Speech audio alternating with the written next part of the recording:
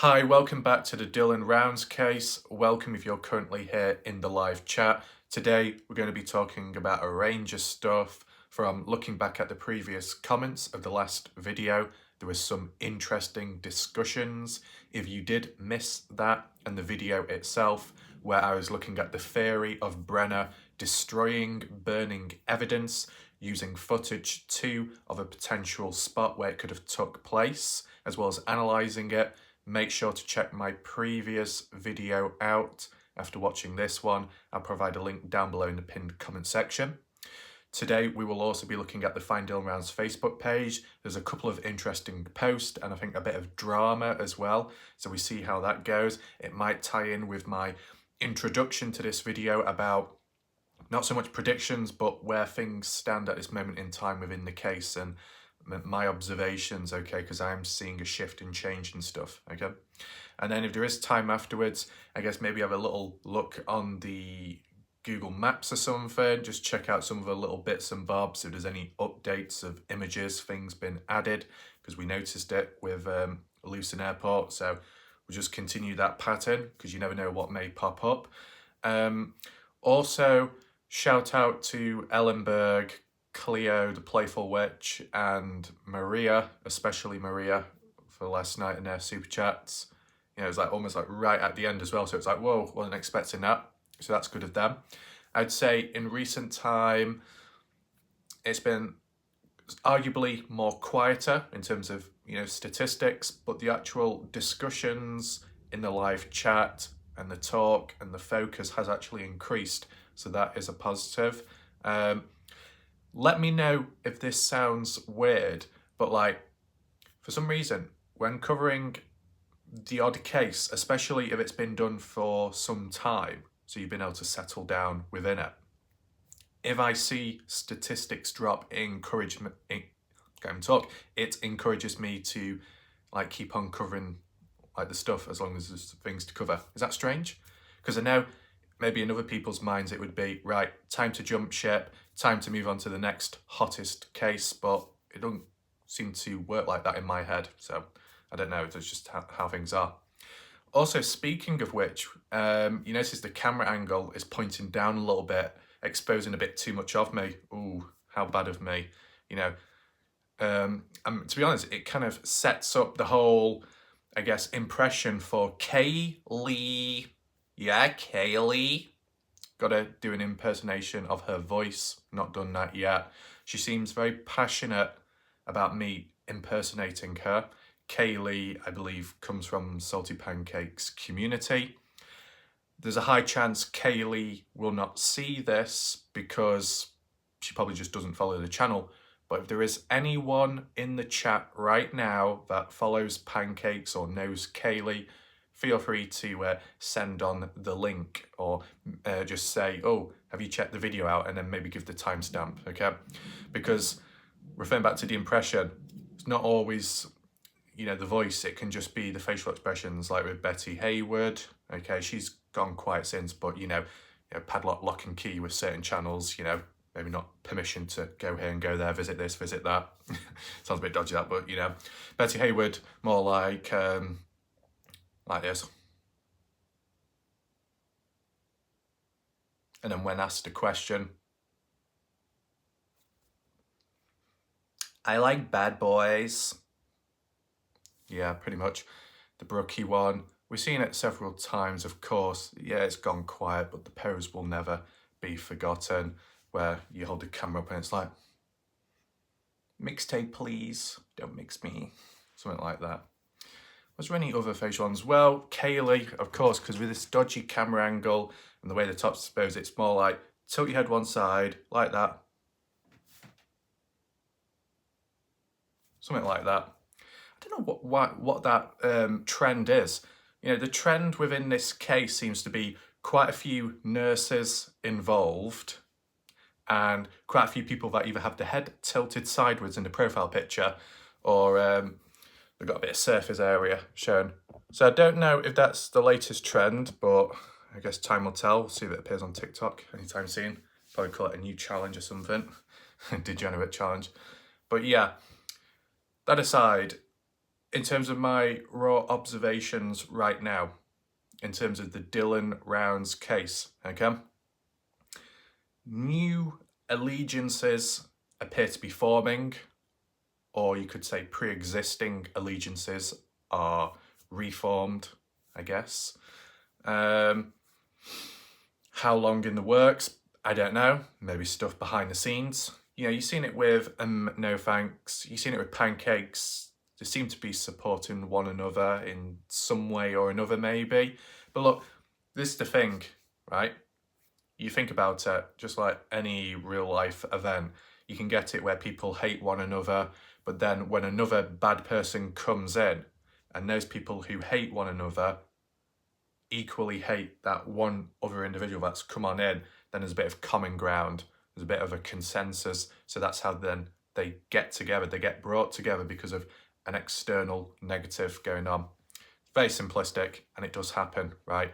And I think that's what's happened within the Dylan Browns community, right? You know, that channel, you know, those, and then Doug, then Pancakes. Now, is this packed long term? Who knows? You know, as far as the case or the community goes, it can be very unstable. Anything can happen. Anything can go to shit. Anything can implode on itself, right? You think you've pledged allegiance, but you might have a dagger waiting to be pressed behind you, okay? So I guess it's always worth having your back up against a wall, because then no one can get behind you, okay? No, Bellevue, don't get the wrong idea there. Don't worry.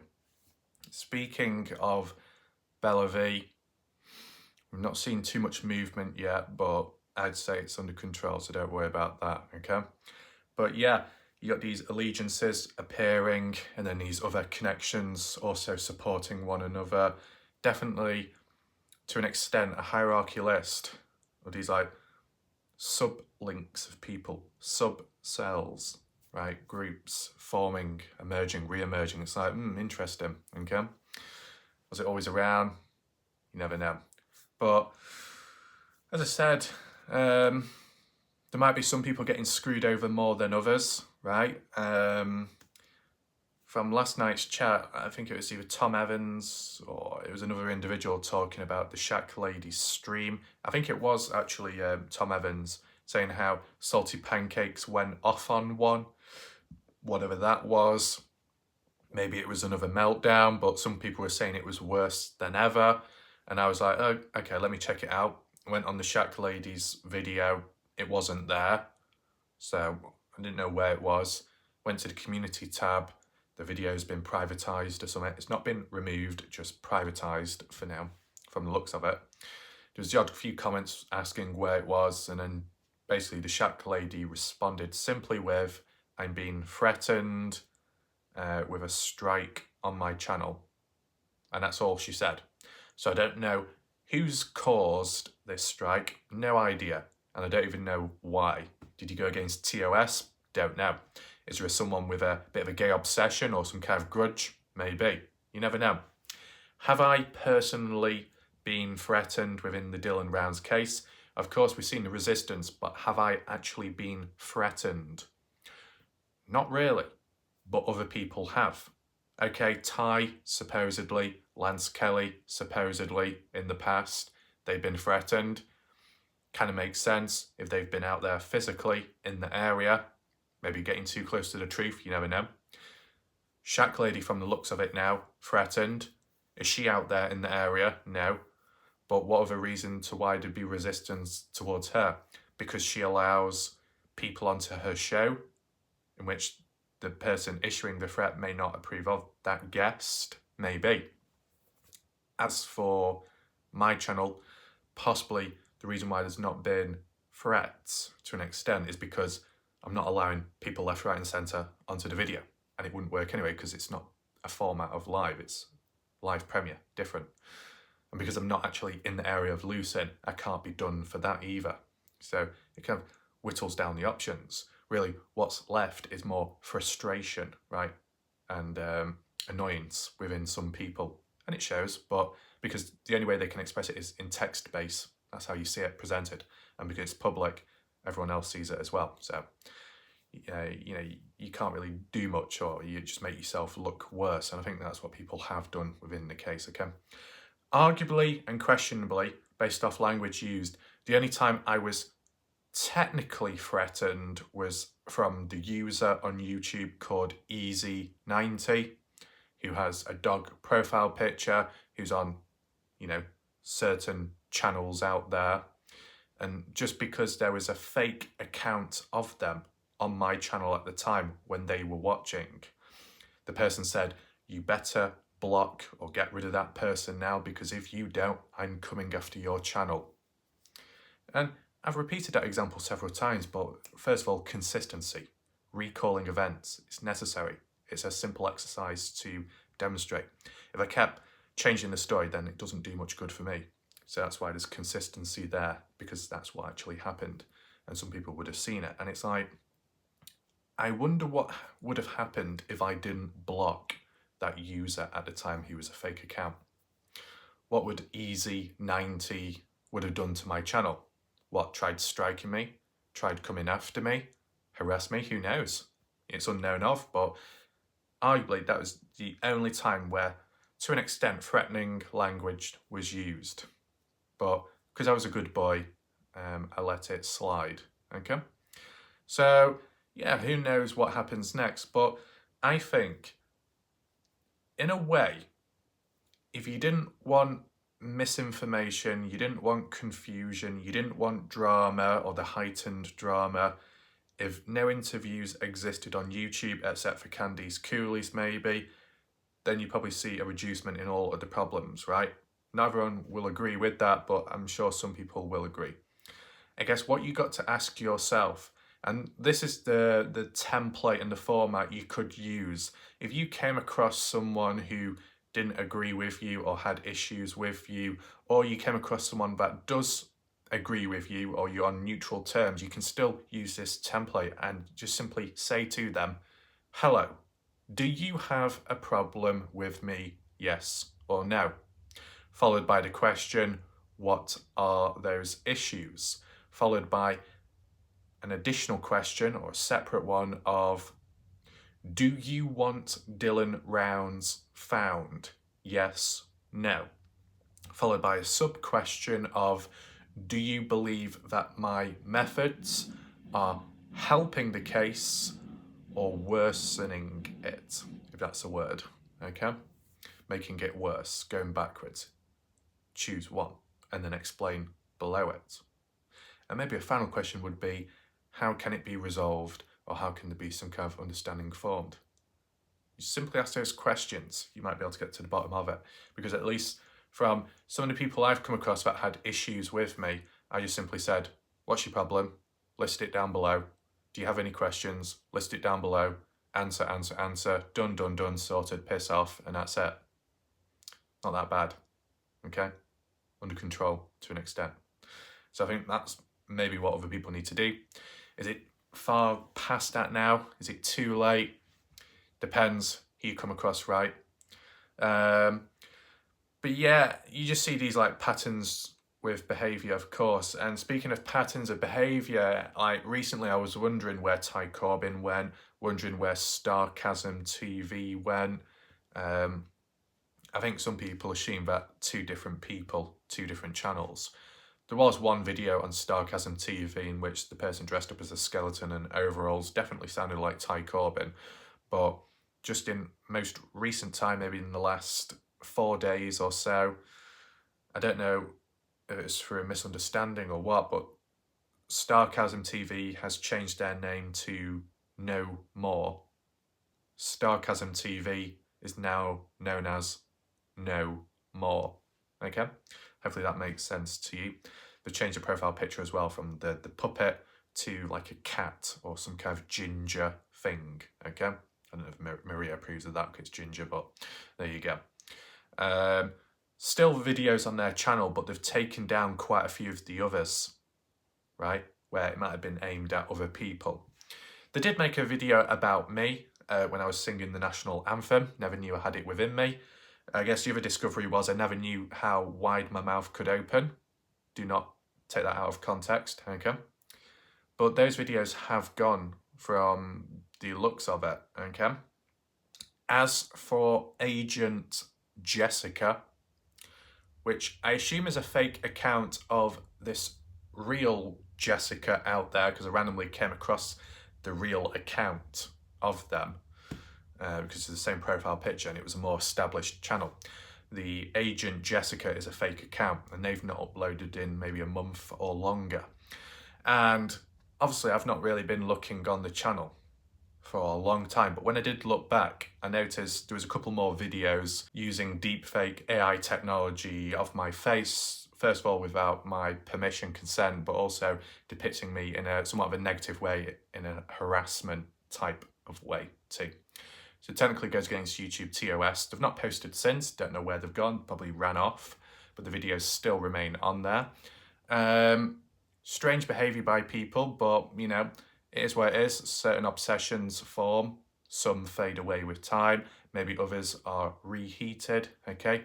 Maybe Bella V secretly has a fucking poster of the map of Lucin, aka my back, in their bedroom. I don't know.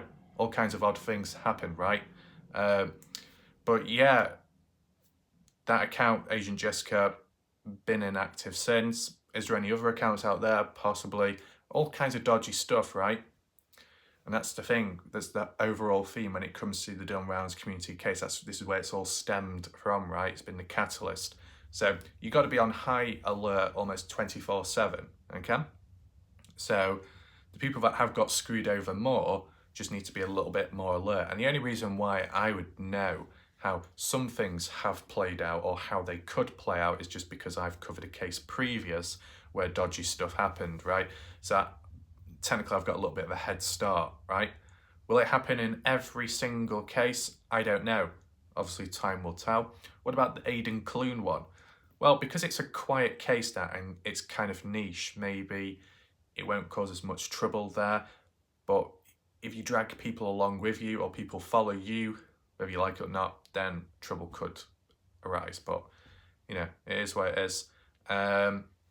Is there anything more to say about this Dylan Rounds case and situation at the moment? I mean, all I'd say is, it seems like some people know more than others, but are they in a position to actually know more? Or is it just how they word things that makes it sound like they know exactly what they're saying, when actually they're just basically giving a theory or an opinion? But because they don't say, it's just my opinion, or in my opinion, I think this, it's hard to tell what's what, right? And that's what the problem is. Language is the biggest downfall within this mystery and case, okay? Whether it be passing on information, coming up with your own ideas, reading off of something, the way people have worded things has been fairly abysmal over time, and that's what's not been helpful, right? Whether it be text-based, whether it be verbal, it's all language at the end of the day, and I think some humans have failed to use appropriate language at times, or at least clear it up along the way. That's what the issue's been, okay? So, with all that aside, let's just go back to the previous comments, see if I've missed anything, if there's anything of interest to highlight, any questions to answer. Actually, from what I can remember now, I saw a comment by Ellen Berg, which was interesting, so we'll read that out and then see what she's got to say about that, and anything else in between. So let's move on now. Right, so let's just adjust that to latest comment and start from the bottom. Tom Evans, I need your help from you and your chat members. I would like to recreate what was going on in Dylan Rounds' life on Friday before he went missing. Any information will be well received. Thanks to everyone for their help. I mean, I'll just give you my thoughts, Tom, of what I think happened based off what I have heard over time from what Candice Cooley has said, etc., right? So the Friday, Dylan on the way back. Do I know exactly what time he left Montello? No. But he went back to his farm, supposedly, okay, in his pickup truck, parked it up, supposedly got into his tractor and started planting the seed. Now, way back in the past, I just heard it as planting the seed, and I, for some reason, thought, what, by hand? But then it came out about the tractor being used. Then it came out about Candice Cooley relaying on about the campers nearby, saying that they saw a tractor with the lights on and it was being used planting the seeds, and it was around 11:30 to 11:45 p.m. Okay, that's all I know of. And then I assume Dylan went into his trailer, slept with how little hours he had left, and woke up in the morning, supposedly 5 to 6 a.m. in the morning. It rained a little bit, but the grain truck supposedly had a little sheeting over it, had a few holes in, described by Kurt Wadsworth, supposedly. So I guess it would have kept some of the rain off. And obviously Dylan woke up at whatever time, I'm not quite sure, got into the grain truck, drove it up to the grain shed, but before getting to that point, went to the gate, okay, which from the looks of it was locked, and it was 6:51 a.m. when he made the call to the grandmother, okay? Up to that point, that's what I know of and from what I've heard, okay? Indiana 59, if you're in the chat right now. I know several times you've quoted or said, and Warlight Raff says this, Warlight Raff says that, in relation to the 11:30 p.m. to 11:45 time spent on the Friday night of Dylan supposedly in the tractor doing the seeding. That's not what I'm saying, okay? Let's just be clear. I'm not saying that. I have mentioned it before, frequently, about what Candice Cooley had said in previous interviews. That's what she said when relaying on from what she heard about what the witnesses, the campers, had to say. The campers who were out there at that time in a certain place where they could see Dylan's farm visually. They saw the tractor being used from that time up to that point, so they timed it basically, right? And then told Candice Cooley. Then eventually Candice Cooley told us, general public, in one of, I guess, maybe Doug's live streams, okay? Hopefully that clears that up, Indiana 59. The only other point to add in, Tom, it's not for definite, maybe you've got to ask Black Dove about it, but on the Friday at night, those campers, those witnesses that reported back to Candice Cooley, supposedly Black Dove has said recently in response to my comment that there was campers near the sun tunnels, and they could well be the same people that saw Dylan in the tractor, the witnesses that reported to Candice Cooley. It could be the same people. Now, would that make me question how much they could truly see? Well, this is the thing. In the past, I wasn't too sure about these campers. Where were they exactly? Were they locals or people just coming on in to camp for a certain period? That's what I was unsure about. The one thing I'm still unsure of to this day is how long did they stop there for? Were they just there on the Friday? Were they there a few days beforehand? How long did they stop over? Did they go away Saturday morning, or did they stay there? Because would they have seen Dylan leave his farm and come all the way down past Sun Tunnel and then onto the grain shed? You get what I'm saying? Because if you think about it, if these campers supposedly were near sun tunnels, I guess because we're being vast and open and seen down the long road which goes east towards Dylan's farm, they probably most likely would have seen the tractor in the distance at Dylan's farm with it all being flat land. So you would have seen the tractor.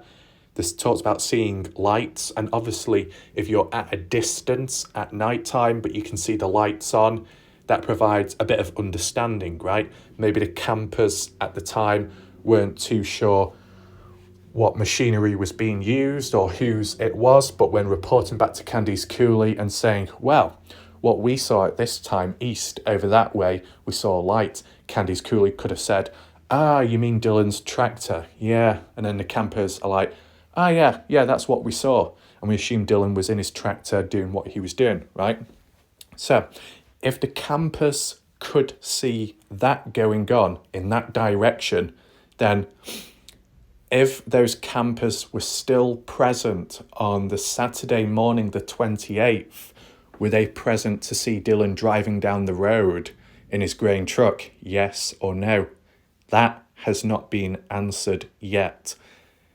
Everyone in the chat right now, make sure to remember that point made just by me just then, because that's a very critical point about the campers, what they saw, and how long were they there for. Did they see anything on the Saturday? We've not heard anything of that yet. So make sure to remember that. And also feel free to talk about it and discuss it in the chat, okay? So that's what I know of Tom. It might be short, it might be basic, but it's probably a bit more believable compared to all the other wishy-washy stuff, okay? Let's see the responses anyway. Joseph says, well, you know this has been done a few times. Rather than reinvent the wheel, contact Black Dove. For your information, it was said that he woke up Thursday at Kurt's. We know Kurt isn't reliable, nor Taylina, and their account and timeline have contradicted themselves. So he was planting all night Friday, and that was documented. Contact Black Dove through his channel. I mean, you don't have to contact Black Dove through his channel like that. I mean, Black Dove has made his presence here in my videos, so you can just reply to him that way, okay? You don't have to go to his fucking secretary or something. Like, calm down. Andrew Culver says Tom's on a mission. Yeah. What's this one? Where Road Ends. Talk to Sammy and Weezer. Ty Corbin, I've heard a lot, but just rumours, so go to them. But then again, everyone is not slipping up after 9 months. Just drama, distractions. Bit fragmented, that word in there. Who is Sammy? We've seen Weezer. Ellenberg has been interacting with Weezer too. But who is Sammy? Does anyone know who Sammy is? Sammy the seal? Sammy the snake? I don't know. Let's move on. Oh, Shack Lady did leave a comment in this section, but she's deleted her comment. Because as you can see, there's my response. Interesting. Badger life, Kurt Wadsworth. Badger life. Better question is, what was Brenner doing on Friday to Saturday? Well, I can answer that based off from what I know and I've heard. Candice Cooley supposedly said, and I believe it might have been in the Heavy D interview with Candice Cooley inside of the grain shed, that Brenner was inside of his trailer all day throughout Friday, following into Saturday up to 2:30 p.m. After 2:30 p.m, he left his trailer, went to the pond. The phone ping at the pond was around 4:31 p.m, I believe. Yeah. And in the process of what Brenner was originally doing at 2:30 p.m. earlier on, going to the pond and then onto Don's for the barbecue. So that's the only thing that makes me question, right? If the final phone ping was around the time of 4:31 p.m. or something, and Brenner left his trailer at 2:31 p.m, which is obviously earlier on in the afternoon, if you want to call it that, what was the big gap in between from 2:31 to about 4:31? What happened in between that gap, okay? So they're the two questions for me, passed on to you for tonight's video. Were the campers, the witnesses on Friday the 27th, also around on the 28th Saturday? Were they around to see anything? To see Dylan pass by? And also on the 28th, despite Brenner being in his trailer all day the day before, him leaving on Saturday to go to Don's barbecue, but also visit the pond beforehand, what happened in between that period up to 4:31 p.m. when the final phone ping was at, okay? Just any corrections, feel free to list it down below, of course. If you've got conflicting points, evidence or something, feel free to list it and then we'll see what happens, okay? What does Tom Evans say? We need your help. Please come back so I can communicate with you. What's this? I think that's a very reasonable question. Okay. Mummy Dan Anda. Right on, mate. What did Mama have to say? I know nothing for certain, just the rumours. I have heard that Dylan stopped off to show Kurt that he power washed his truck at 10:30 a.m. on Friday. In brackets, Taylina and Kurt source. Later, they changed the day. So it's good what Mama Down Under has said. She's clearly stated that she's not for definite, but she's also saying from what she's heard and where she heard it from. That's exactly how you should construct your sentences and word it, right? It removes that confusion. You don't have to fully believe in what Mama Down Under passes on, but you can at least listen to it and also understand that it's not for definite, so you don't have to go down a deep rabbit hole there, okay? Following on, Mama Down Under says, but did he have to call past or was Dylan already staying at Kurt's motorhome? Remember, Dylan was in town Thursday, which is the night they originally said that an argument broke out and a shot fired. Okay, I didn't hear about that. Well, I did hear about an argument and a shot fired, but I didn't know what date supposedly happened on. But if it did happen on Thursday, kind of interesting. Thursday being the 26th. Also, I believe the day where the final transaction was made in Montello by Dylan, where it be to do with the gas and /or the bar and grill, getting food from there. I mean, if it was that bad, that argument or the shot fired, if that supposedly happened, do you think that that's what triggered Dylan to leave Montello the day after? What do you think? I mean, did it say it happened at night on here? Thursday, which is the night, so it happened at night. So, as I said, I'm not sure when Dylan left Montello on the Friday. Was it early on, like in the morning, or was it like evening time, if anyone knows? But we'll do a poll now.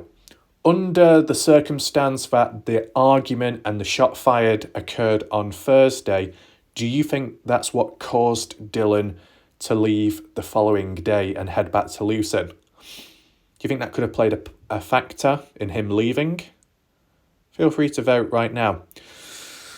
And also, Mama Down Under, just a quick question to you. I don't know if it might be mentioned further down in this paragraph, but I'll just say it now and feel free to answer this question, okay, Mama Down Under?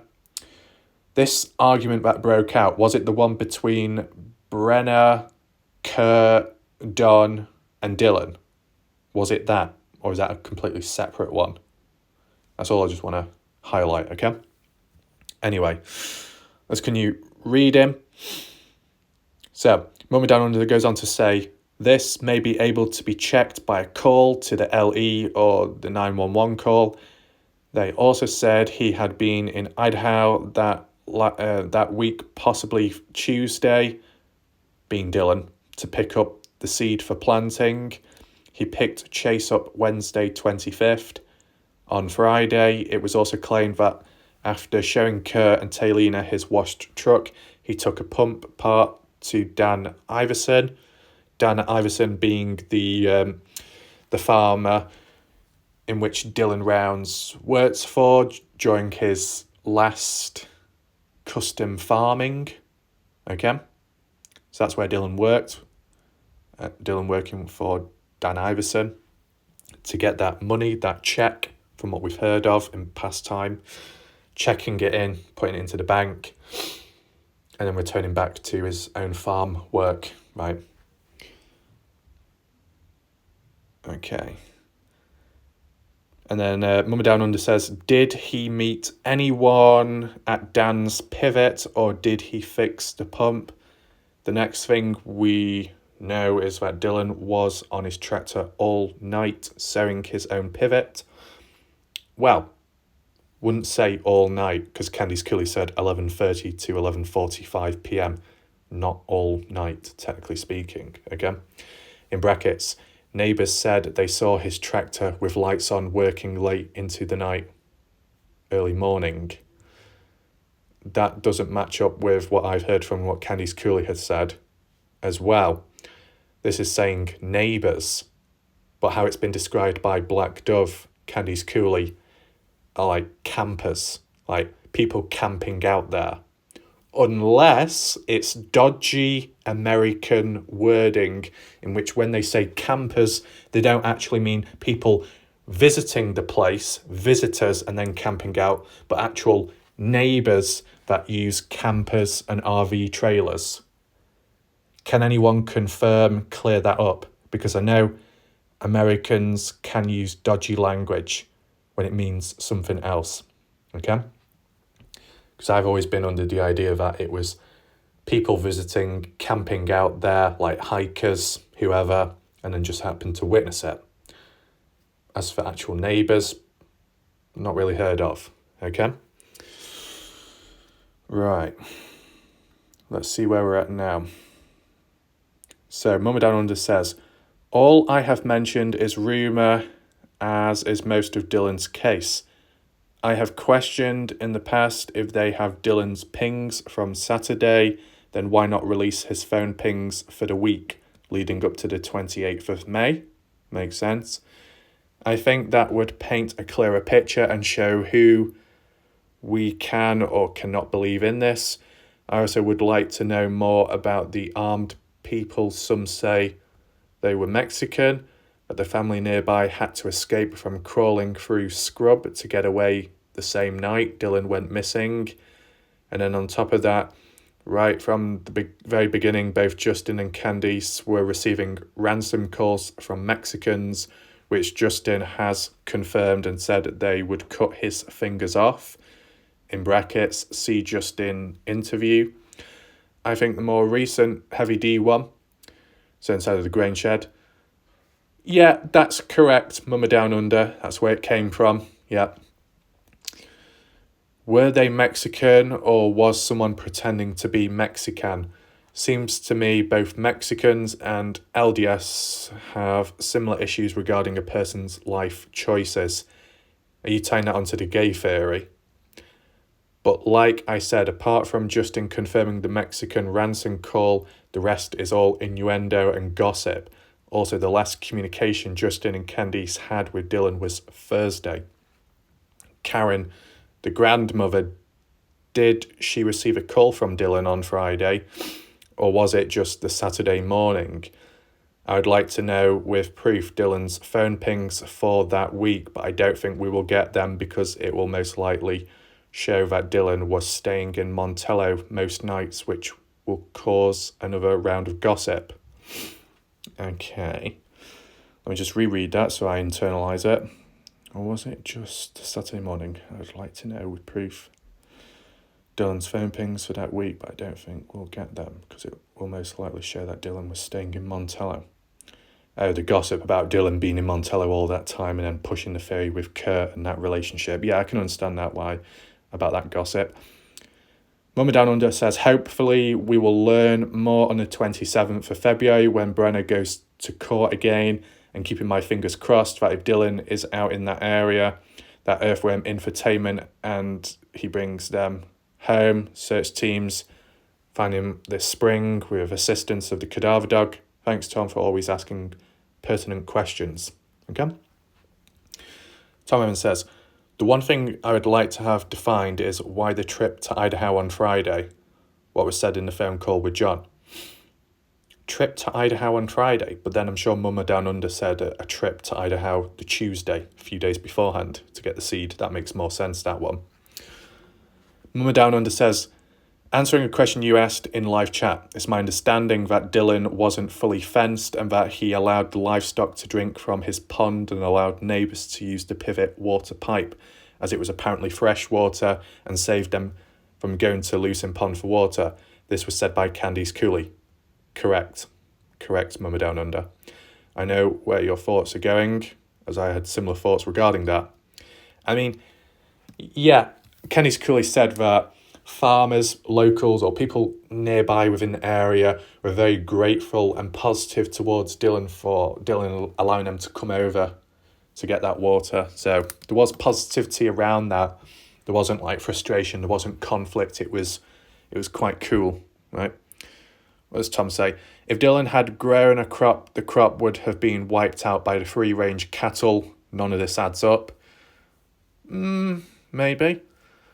Dylan was a farmer rancher and knew about the cattle problem. This guy was a kid, but he wasn't stupid.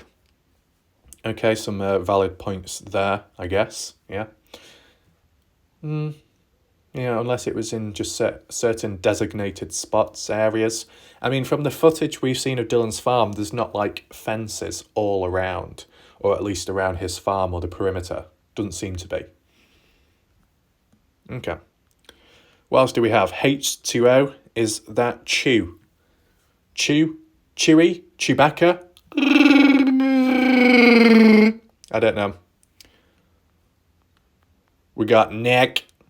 This is becoming one of my favourite channels. That's good. Linda Cushing Road, 7.6 NW, Quincy, Washington, is a rental property. Okay. So, Linda, what are you referring to there? Is that in Lucin or Nevada or Idaho? Utah, I mean, not Lucin, Utah, or Lucin, Utah, Nevada or Idaho. Which one are you talking about? And what's this to do with a rental property? Who was it rented by, or who owned it at some point? Who was present there? Is it to do with Dylan? Is it to do with a suspect? Feel free to explain down below. Badger Life, Weezer is the postmaster. Master Weezer. Jennifer Jones. I want justice for Dylan Rounds and the guilty pay for what they took from the family. Who says he's dead? I mean, from the police treating it as a homicide investigation, the family more so now, you know, internalising acceptance that Dylan is gone.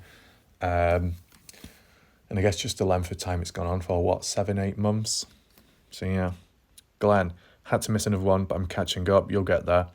Ellenberg, here we go. So Ellenberg says, I have never heard anyone mention of air being let out of backhoe tyres. Never.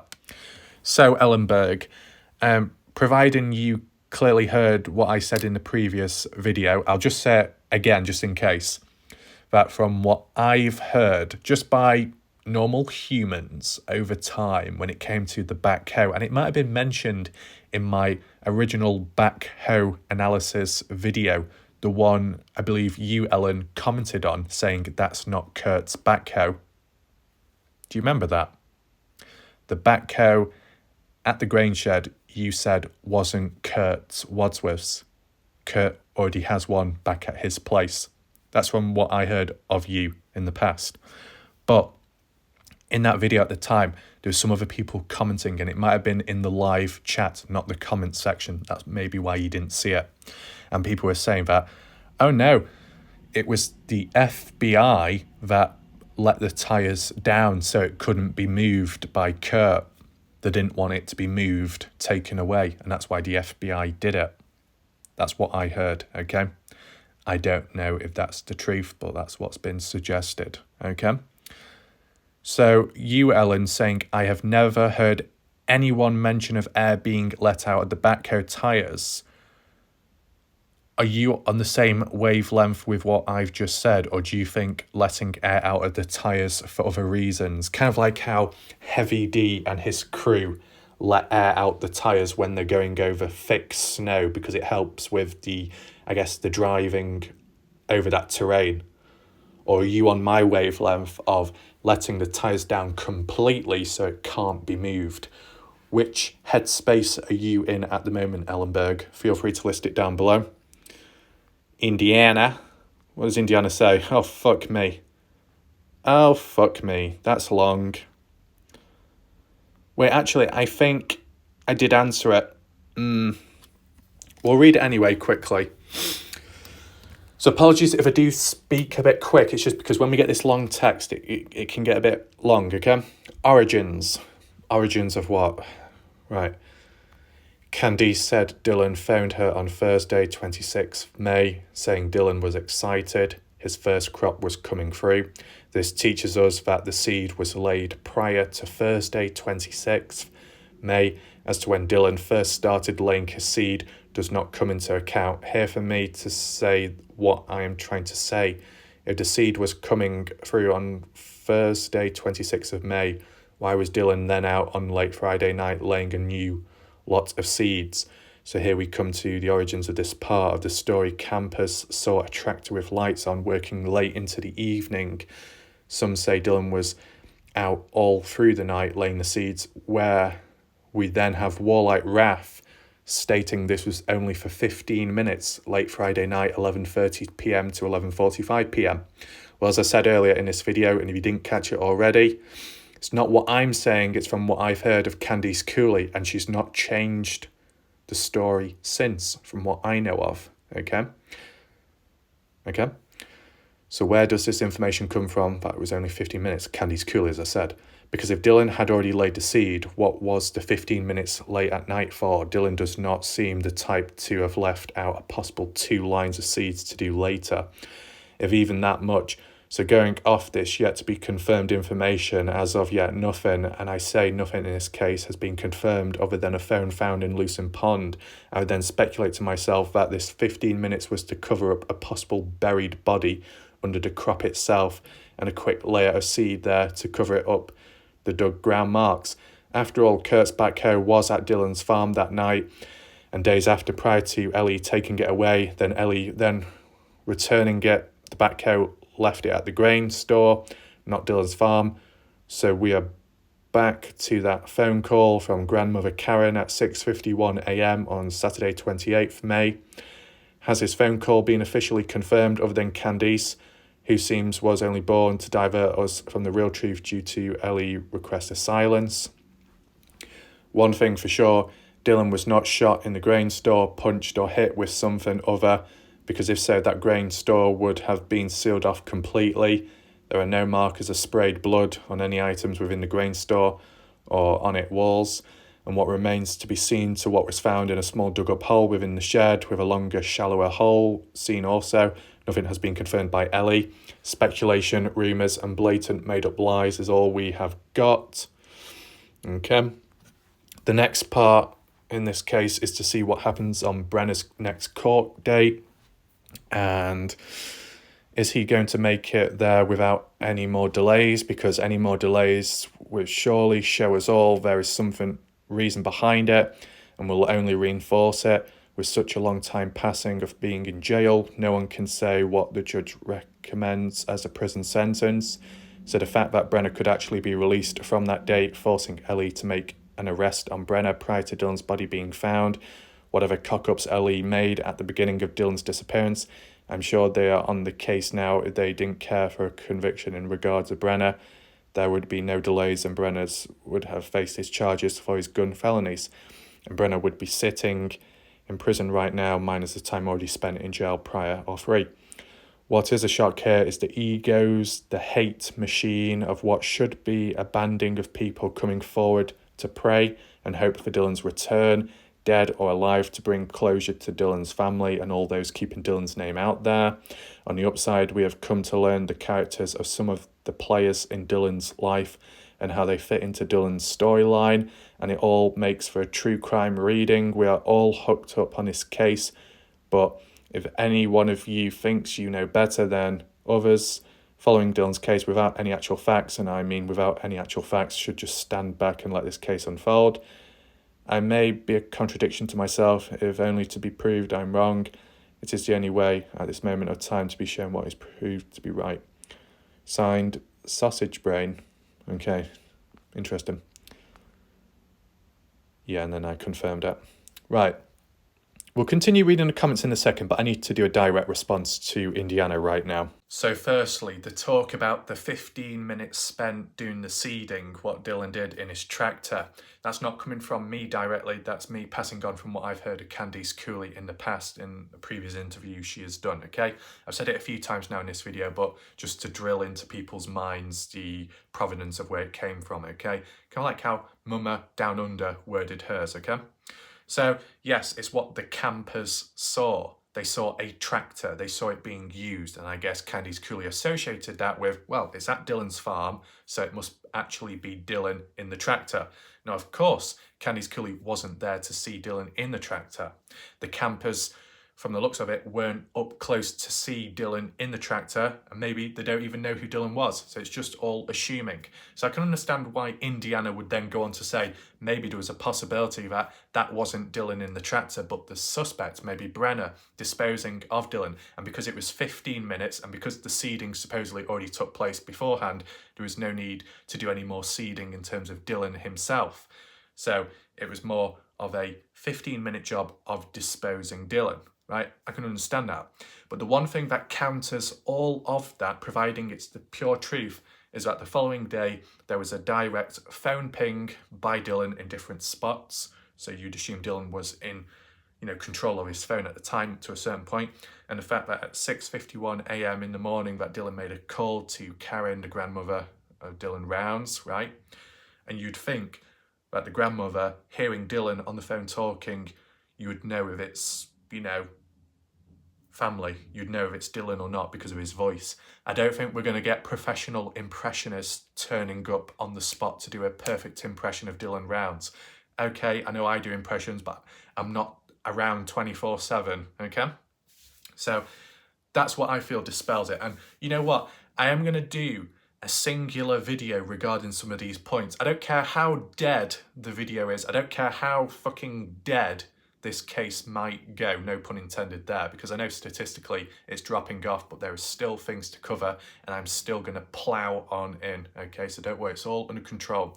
And I might repeat myself at times, but I'm definitely going to do standalone separate videos, whether people like short ones or not, whether people think size matters and that an all-night experience is better and more satisfying. Tough shit. We're doing it short, we're doing it direct, and we'll do it clear, and that will come up shortly, okay? It'll be a standalone video.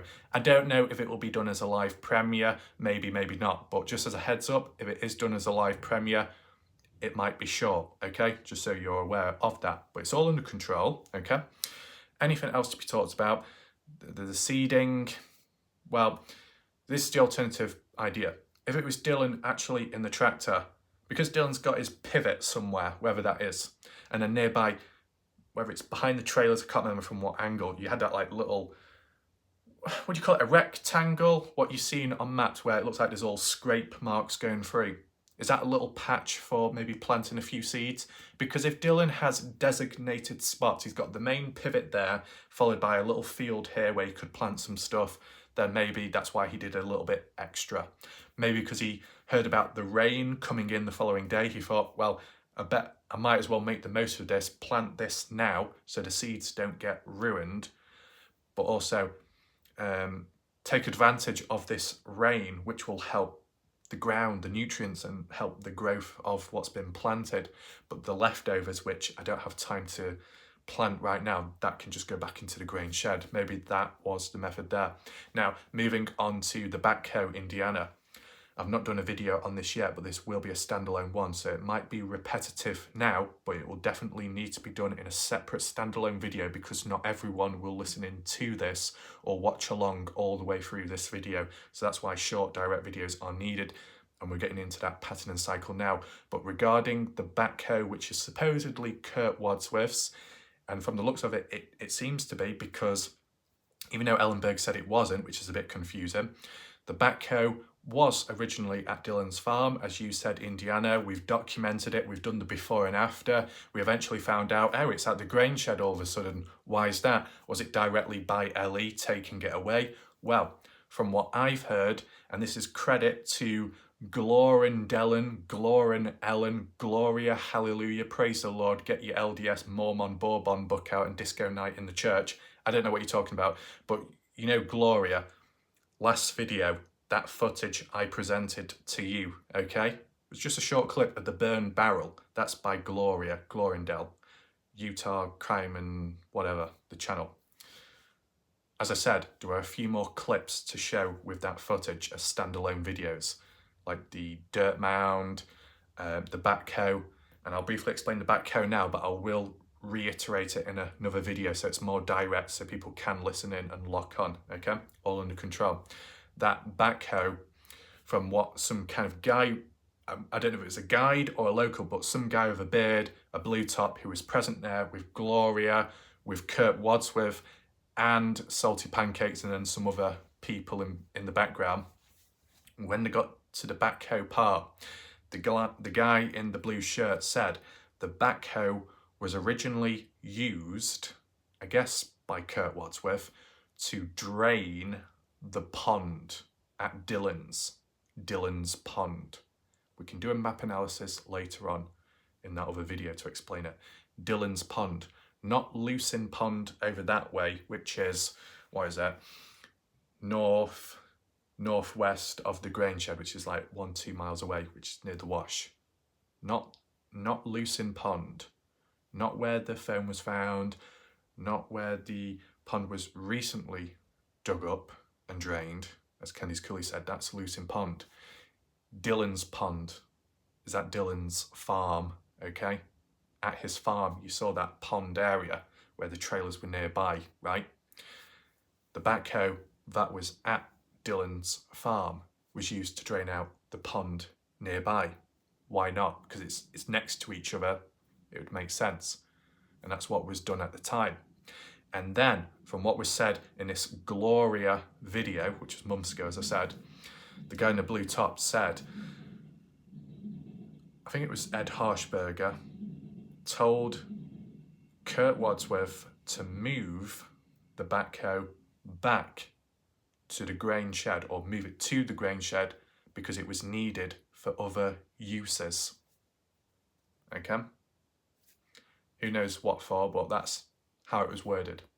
Is it 100% true? I don't know. But that's what's been said by people within the area, the footage. And I will do a standalone video to explain that a bit further, okay? Hopefully all that's cleared up, or at least there's a bit of insight behind that, okay, Indiana. If there's any more questions or grievances by people, feel free to list it down below. We're nowhere near finished yet, so don't run away.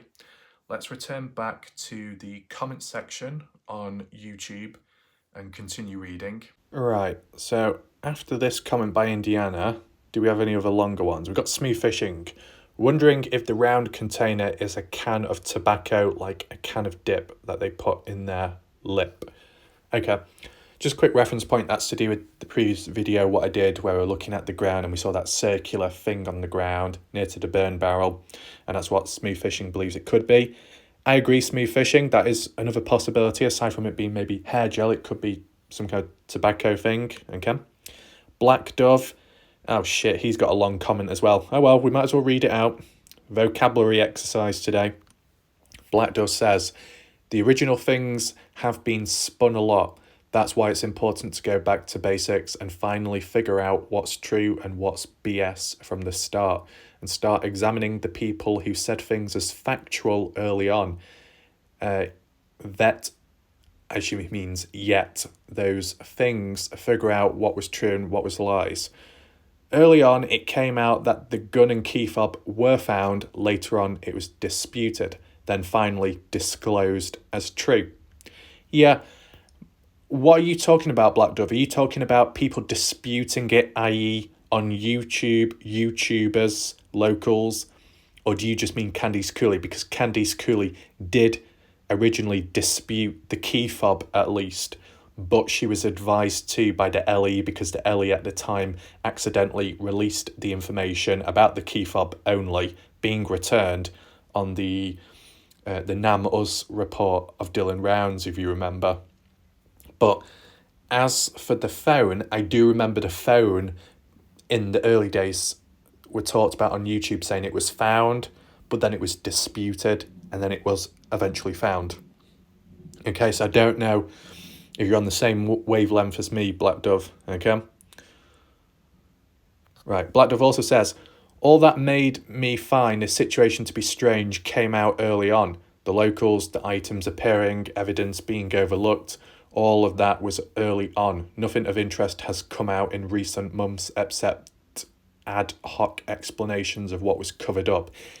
I mean, arguably there's been new developments since, such as the pond being drained and dug up during the winter time, right? And then I guess to talk about, who's it now? Mine's gone dead. Brenner trying to reach out to Don, but either Don or Brenner misdialing and not calling back successfully. So a little bit of action going on there. And there would have been a few other things which I've documented along the way. Okay, maybe not groundbreaking, but there's always been something to talk about, hence why there's been this much coverage, at least on my channel, okay? That's why I keep looking back at the first few weeks that I heard of this. Subsequently, nothing was really disclosed. The fight, the evidence, cops didn't want to go look at, Park Valley, locals who weren't interviewed but said they were sure Dylan was murdered, locals who called in and said their neighbours saw Dylan coming and going within visual distance but disappeared, the psychic actually being a person in town, insinuated to be Robert Aviles or James Brenner. That's why it's important to look back. Who saw Dylan's farm? Who was the blue truck guy? Who really told Kurt that Dylan was being held by Chase and Robert's mom in Robert's mom's house? If it was Robert or James Brenner and the key fob was brought back whilst people were on a wild goose chase at Robert's mum's place, that's huge. The cops could easily figure out who called and who sent them there. That was never being disclosed and no one talks about that crucial detail anymore. Everything important has been lost in the noise. Yeah, to an extent I agree with that. I mean, in a way, if there are some people not directly involved in Dylan's disappearance and they might not know where Dylan's at, but they wasted police time, could they get arrested or just cautioned? What are your thoughts about that? Okay?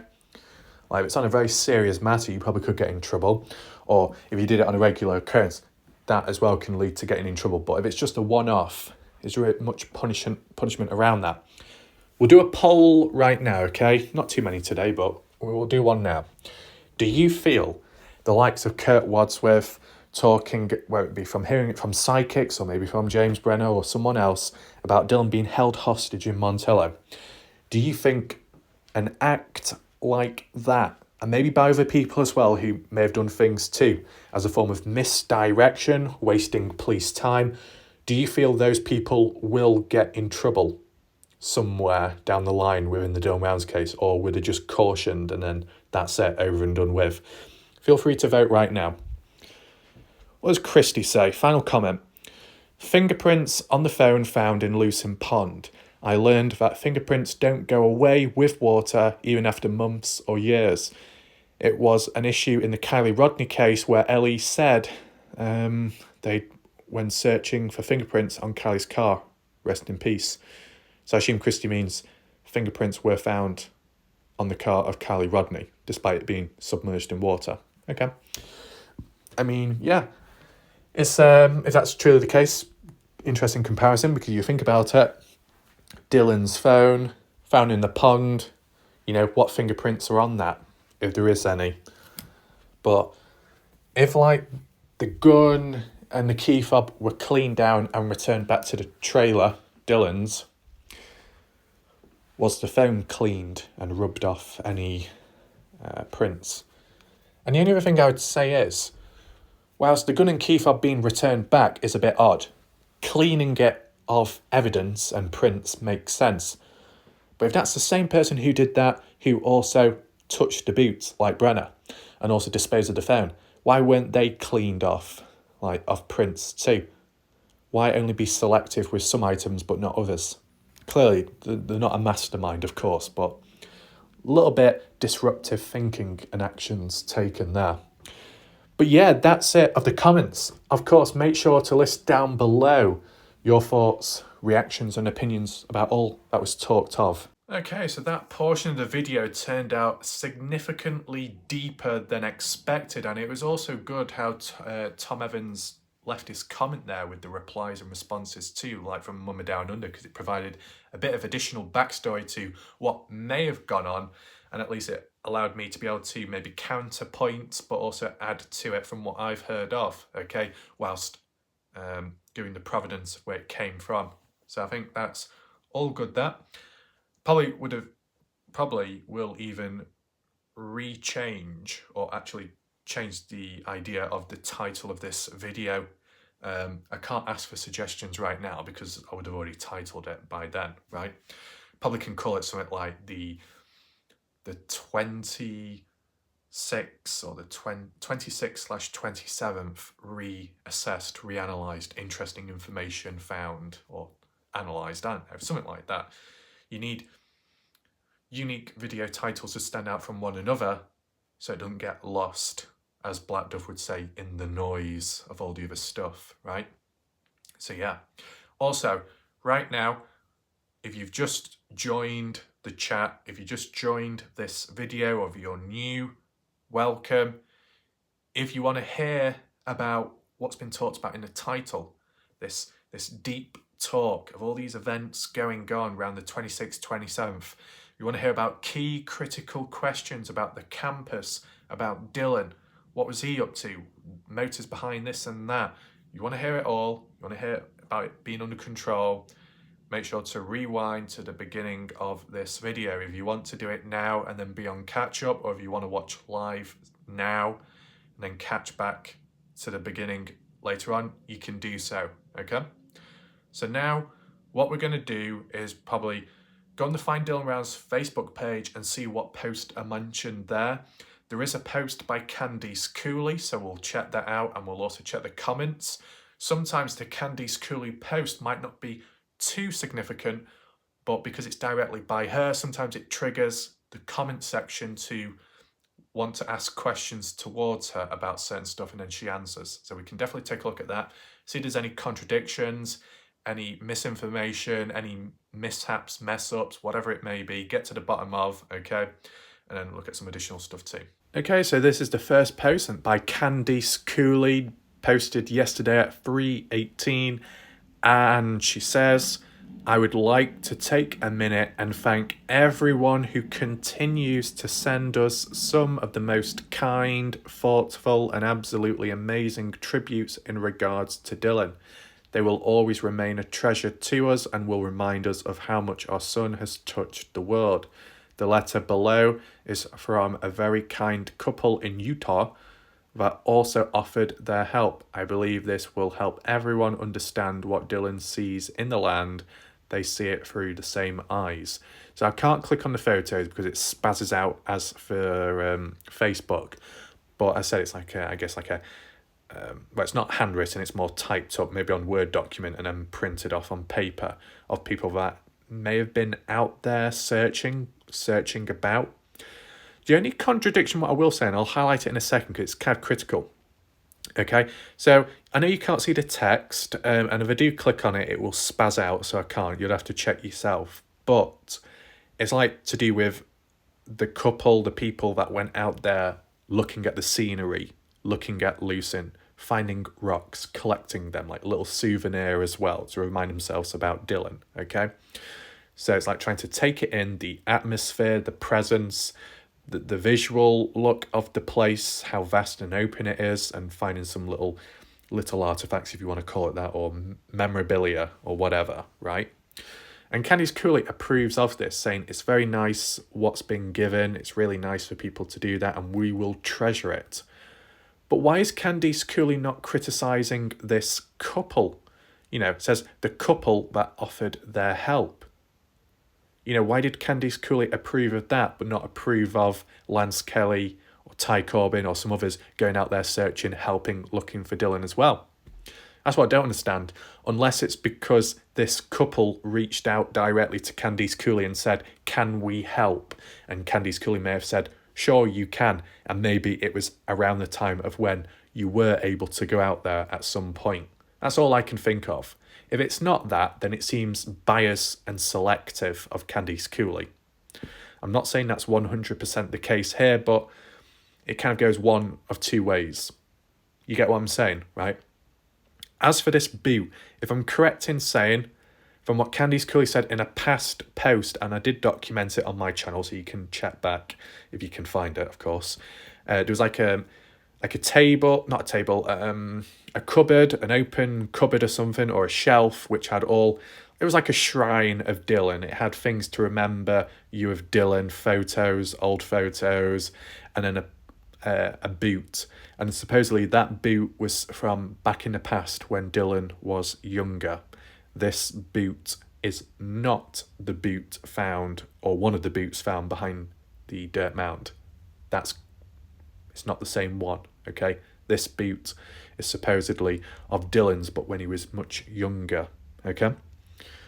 But let's see the comment section. What's being talked about here?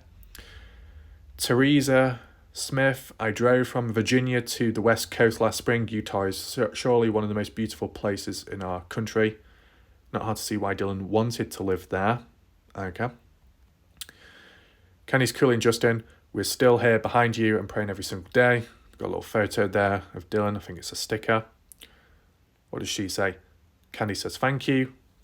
David, sure hope the police make an announcement sometime soon about what they know. This is starting to go on far too long. Diana Larson, this is beautiful. Whoever wrote this and took the time to cut and polish the rocks. And to all of the people that gave their time to help in the search for Dylan, and to everyone who continues to share the info on Dylan's disappearance through social media. Okay, that's okay. Yeah. Okay, what's this one? Denise Cooley. Okay, is Denise Cooley Candice Cooley's grandmother or not? I don't know. I'm just sure Denise Cooley popped up in a past post when Candice Cooley was talking about Dylan's pivot was cornered off, whilst Denise Cooley was collecting cuttings of the crop for those necklaces. Am I correct in saying that? But Denise Cooley says, whilst I have remained largely silent on social media with few posts, this amazing letter from a beautiful lady, both inside and out, that I met only briefly, shows that in the midst of our families being touched by the most unimaginable evil, that there is still goodness in this world. This has captured Dylan so beautifully and eloquently. You have connected to him in the most heartfelt manner. You may not have met him, but your words show you knew him. Like Dylan, you have a connection to the land and can see that beauty can arise from something ugly, like a crop in the desert. Louisa May Alcott and Jane Austen could not have said it better. It's letters like this that give us the strength to continue our journey to bring Dylan home. You're a special place in my heart, okay? And all the diamonds in the world will never have the value of these stones, okay? Yeah. Until Dylan's brought home, it will happen. Just hope it happens soon. It's a very frustrating case. To sit by and listen to everything is that has and hasn't been shared hurt. If only certain people would talk and let you have your boy back. Candice and Justin, you're certainly loved by many. Okay. Yeah. Wow, amazing. John Smythe. Hi Candice, I followed Dylan's case from July and sent letters to the Attorney General and several senators to look into Dylan's case and help the family get answers. I got one reply from an email back. I remember one of the senators posting a message on Facebook and picture of his family enjoying Sunday dinner and promoting family values. Made me question their sincerity when other families' children go missing. They can't be bothered to reply back. Anyway, I'm now in Japan on my holidays and visited Hosomanshin. Okay, good for you. Juanita Hutchinson. Oh, Juanita Cooley Hutchinson. Is that another Cooley member? I don't know. What a beautiful tribute to Dylan. He saw life. Yeah. We'll bring you home. Yeah. Yeah. I totally get Dylan and all that. The wilds in Nevada. Right. Terry Fedor. Hey, Candice. Terry from Bed Crime Stories here. Terry from Bed Crime Stories. Is that a YouTuber, I assume? Is there anything new to report on the search for your son? I want to share updates with my subscribers who, like me, have our hearts in this case and came to care deeply about Dylan. I know the winter has led to a halt in searches on the ground.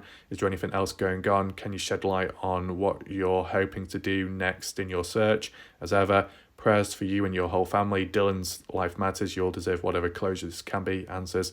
Okay, so Terry is getting a little bit ahead of himself there. Give me updates. I need to tell my subscribers. I thought that's what Candice Cooley didn't approve of. That desperation. Okay. There's certain ways of going about it. Okay. Patricia says, praying every day that Dylan will be found. Okay. So you saw that. It was relatively stable, that. But let's take a look at this one by Douglas Hutton.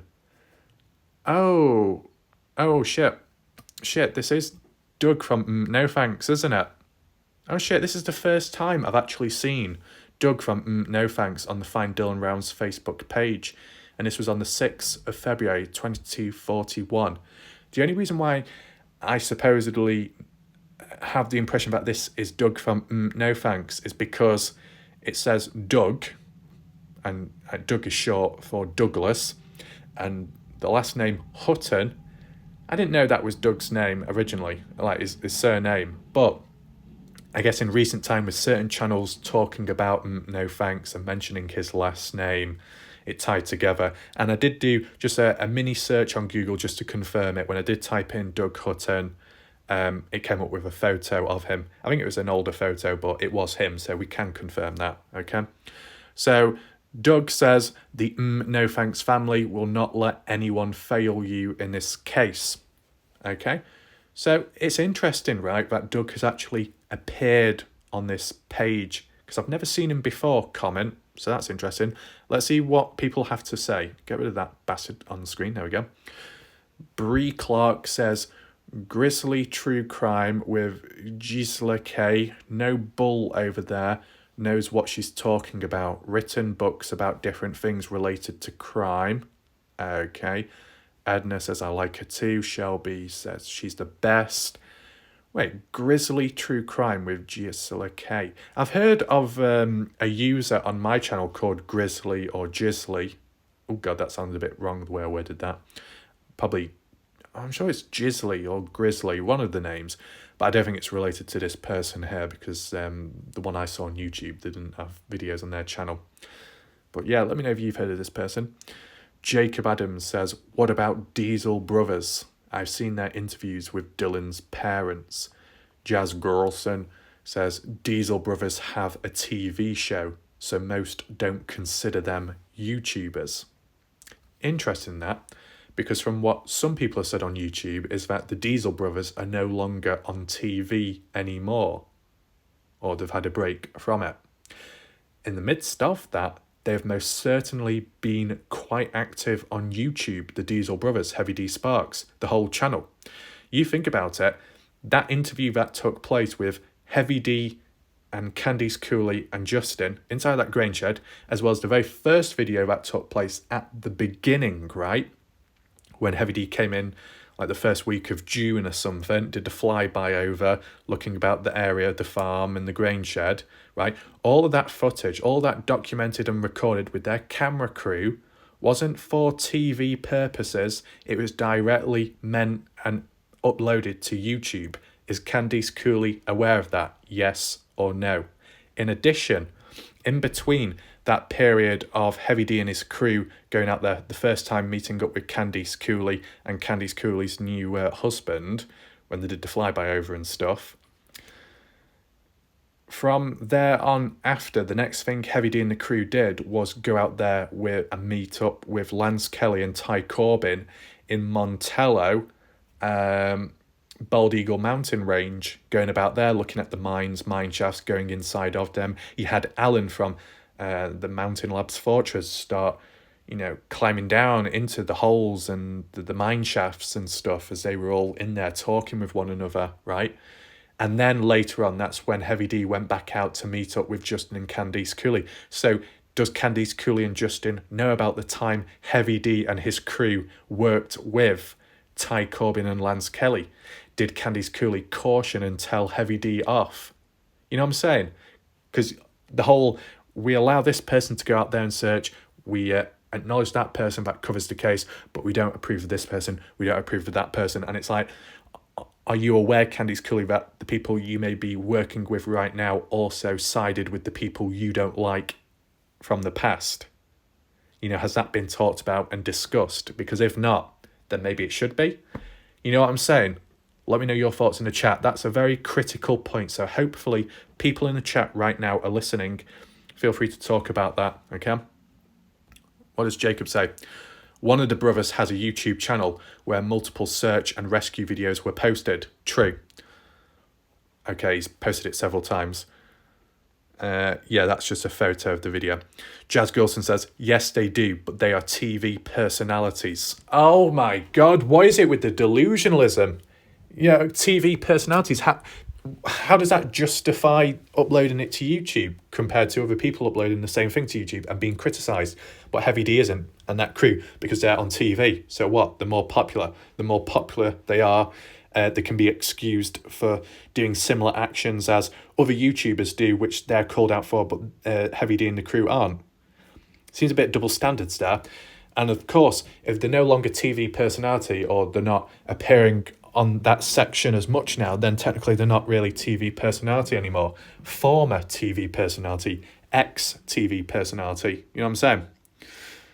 Hannah says, please help me. I'm so lost. Are you guys talking about Diesel Brothers? Yeah, let's see what's said. Angie Durling says, I know Heavy D had a drone out looking for him. Yeah. I saw those videos too. Didn't they go into some of the mine shafts as well? Yes, with Ty Corbin and Lance Kelly. Connor Gullymord says, yes, Heavy D Sparks and crew did, or so their videos alleged. On the contrary, Candice, Dylan's mom, has said verbatim that no YouTube group has been out there looking for Dylan. I'm wondering if this includes the likes of Sparks. Jazz Gilson says Diesel Brothers have a TV show, so most don't consider them YouTubers. Hannah says, I was thinking about that qualifier. They are entertainment personalities. So what we're seeing here is a big language barrier and misunderstanding, which is causing a little bit of tension and a little bit of questioning, okay?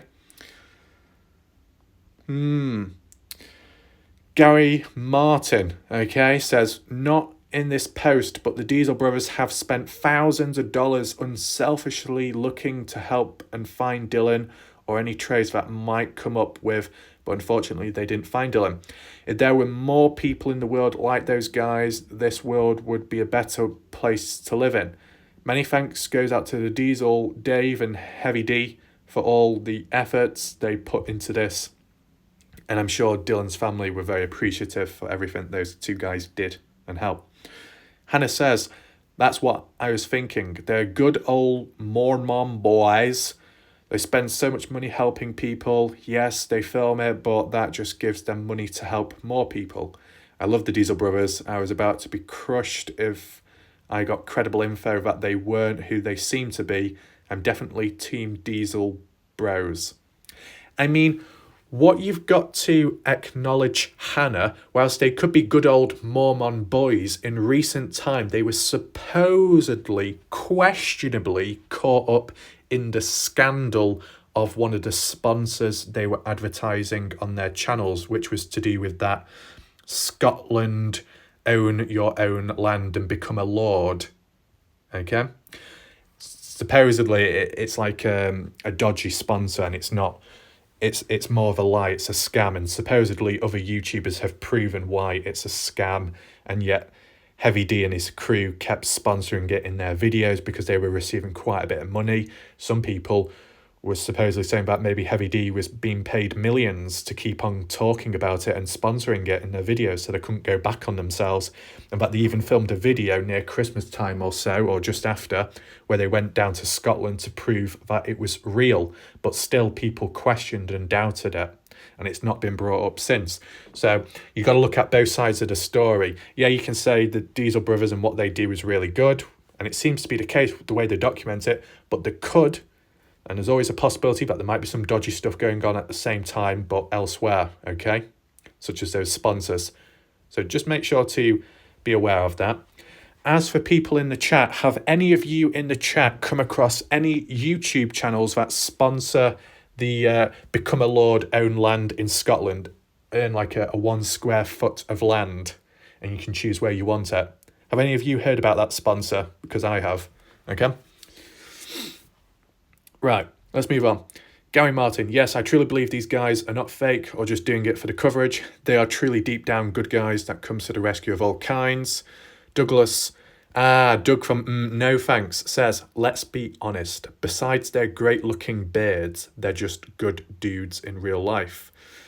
No church necessary to involve just good people. Okay, so he's basically, Doug is saying it's not all down to religion that makes a person good. You know, people can be away from all that and not enchained or enslaved and can, you know, behave reasonably. Francine says, Doug may have got off to a rough start, but he has made up for it and has admitted that. He seems 100% behind Candice and all the family. He's tough. I'm behind him 100%. So I assume where it says Doug may have got off to a rough start, that's to do with, from what other people have stated, Doug's questionable actions within the case, from what other people have stated. And from how it's worded here, it looks like it's been ironed out with time. I still want to know, is Candice Cooley aware of this stuff previous? Did she just acknowledge it or what? Because all I would say is, if Candice Cooley did hear about what Doug's previously done, supposedly, within the case, or how he worded things or videos he may have made, and Candice Cooley accepted Doug's apology, then if there are other people within the case, other YouTubers or explorers, investigators that want to apologise, they should be able to, and then that should be ironed out as well. I'm not saying that people have apologised or started grovelling on the knees, because the likes of Lance, Ty, when they've done their own independent searches by themselves, they've been like, well, if Candice Cooley doesn't like it, we're going to do it anyway. But if people were a little bit cooler with the Cooley, then maybe there could be a little bit of understanding. Anyway, what's this one? Amy McFarlane says, this is all so unproductive. Okay. Tara Santiago says, Heavy D Sparks, another really great YouTuber, but has gone away and not really touched the subject since searching the abandoned mineshaft with Todd Corbin. Jazz Gilson says he filmed an interview with the family after that mineshaft experience. So from the looks of it, they are aware that Heavy D has been in contact with the people Candice Cooley doesn't like. Tara Santiago says, wait, he did the drone search during the interview, the mineshaft video. That was after you saying, oops, I must have gotten that video later. YouTube was crazy at that time. Yep. And Jazz Gilson says, folks, a person makes a post to support Dylan and you feel the need to attack him. This is not the place to gripe about a YouTube channel. This group has come together no matter who you are and support Dylan's family. Oh, there's a little response down here. What? Oh, it's disappeared. The little hidden response disappeared now. Well, that's interesting that Doug Hutton appeared on the Find Dylan Rounds Facebook page. That's a first from the looks of it. Okay, so when we saw that last comment by Jazz Grolson saying how, oh, we shouldn't be attacking one another, we shouldn't be criticising Doug. From looking at that comment section, there wasn't really anything negatively aimed at Doug. It was more so questioning the credibility and the acknowledgement lacking from Heavy D and his crew in that post. And that's still to do with, I guess, lasting impressions with how Candice Cooley worded it in that past post, which I did cover in a previous video, about Candice Cooley saying no YouTube group has gone out there searching for Dylan or tried helping, even though that has actually happened. But they've got their own definitions of, even though the YouTubers like Mob Crew Chris or Heavy D, they're of a different level or of TV personality origins, so they're okay with what they do. But it was just down to language and poor wording at the end of the day. Just like within the case, just like within the community, just like with maybe some YouTubers. It's all down to language. I think that's the key pattern we've acknowledged. Can it be fixed? Yes. Can people do that? Different story. Do people want to? Different story once again. But yeah, I'd say this video has been deeper than ever in terms of the talk, in terms of the flow. If there's any additional questions, any problems, feel free to list it down below. I think the next video I'm going to do, maybe to iron it out a little bit, just to calm it down, cool it off if there's time, okay, and there's no other obstacles or barriers. We'll be looking at the dirt mound, going back over that, visualising it, because this is the thing. Whilst I can talk about a range of stuff and come up with different theories, ideas, alternative points of views, counterpoints, counterclaims, counterpoints, and my own opinions here and there, it's always good to have something visual to refer back to. And for some time, there's been an absence of that, so I've been using more the maps when talking, and it has actually helped in a positive way. Managed to do what I've done more videos, more coverage, more consistency, more frequency with this case than the Kenny Veach case, and yet less material, which is a big, big observational positive. But now we're looking back at this footage by Gloria, I can actually really focus in on it, okay? And it's relevant to the Dylan Brown's case, unlike the maps, which are 2019, kind of outdated, but working with what you've got at the time, of course, just like in the past. So look at this footage, look at it visually. Does anything pop out, anything odd, any proof of activity, etc.? And I think I had a brief little look and I did understand something, so we'll definitely get into that next. Hopefully there was a fair few people watching tonight to be able to listen in and hear about this important talk, clearing up some loose ends and adding maybe to new information or stuff that might have been missed or not heard of by some. You can leave your thoughts of it, like whether it was of interest, help or not. Your thoughts on Doug appearing on the Find Dylan Brown's Facebook page. Have you ever seen him post before, or is it new to you as well? Feel free to list it. But I think we'll leave it there because we have talked long enough, and then we can tie in with the maps in a future video too. But thanks for watching. Hope you enjoyed the video. I'll see you next time. But for now, good night and goodbye.